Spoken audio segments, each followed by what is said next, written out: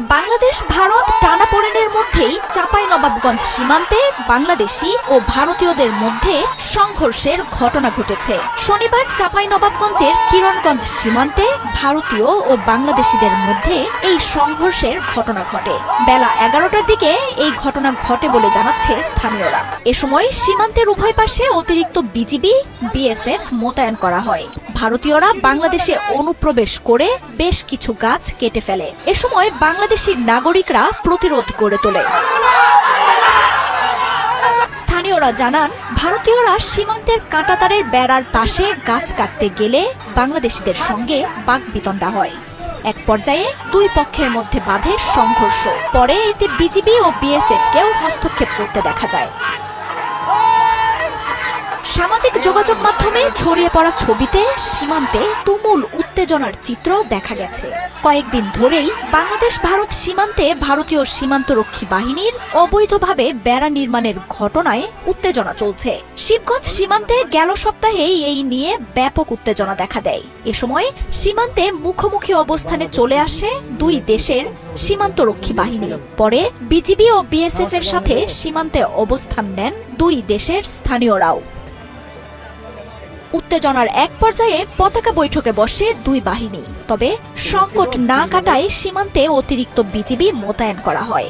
শুধু চাঁপাইনবাবগঞ্জই নয়, আরো বেশ কয়েকটি সীমান্তে ভারত অবৈধ বেড়া নির্মাণ কাজের উস্কানি দেয় গেল রবিবার ভারতীয় হাই কমিশনার প্রণয় ভার্মাকে ডেকে পাঠায় পররাষ্ট্র মন্ত্রণালয়। এর পাল্টা জবাবে পরের দিনই বাংলাদেশের ডেপুটি হাই কমিশনার নুরুল ইসলামকে তলব করে নয়াদিল্লি। পাল্টাপাল্টি এই তলবের ঘটনায় বাংলাদেশ ভারত সম্পর্কে দেখা দেয় নতুন উত্তেজনা।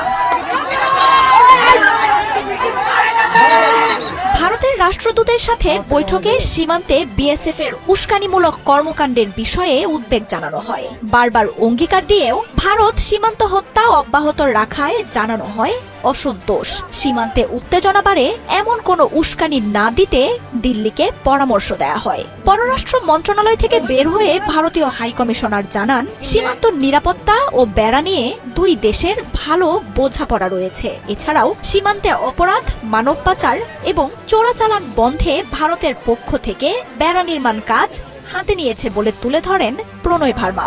সহযোগিতার মাধ্যমে সংকট সমাধানের কথাও জানান তিনি। তবে ঢাকার কড়া বার্তার কয়েক ঘন্টা পরই দিল্লিতে বাংলাদেশের ডেপুটি হাই কমিশনার নুরুল ইসলামকে তলব করে ভারতের পররাষ্ট্র মন্ত্রণালয়।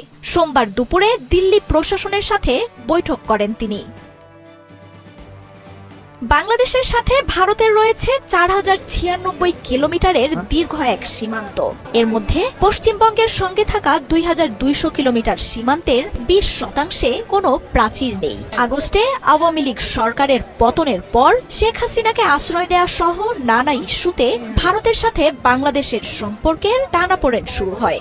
সংখ্যালঘু ইস্যু সহ দেশটির গণমাধ্যম ও রাজনীতিবিদদের বাংলাদেশ নিয়ে নানা ধরনের উস্কানিমূলক বক্তব্যে দুই দেশের সম্পর্ক তলানিতে নিয়ে যায়।